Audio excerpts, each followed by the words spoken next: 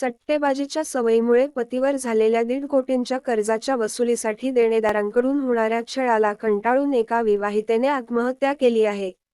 कर्नाटकच्या चित्रदुर्गमध्ये ही घटना घडली आहे. येथील अभियंता दर्शन बाबूला क्रिकेट सामन्यांवर सट्टा लावण्याचा शौक आहे आणि तो 2021 पासून इंडियन प्रीमियर लीग (IPL) खेळांवर सट्टा खेळत आहे. बेटिंगमध्ये हरल्यानंतर तो अनेकदा पैसे उधार घेत असे. असे करताना त्याच्यावर 1 कोटींहून जास्त कर्ज झाले. त्याने घेतलेले पैसे वेळेवर परत केले नाही. त्यामुळे देणेदारांनी त्याच्या कुटुंबियांना त्रास द्यायला सुरुवात केली. अखेर देणेदारांच्या सततच्या छळाला कंटाळून त्याची 23 वर्षीय पत्नी रंजिता हिने आत्महत्या केली.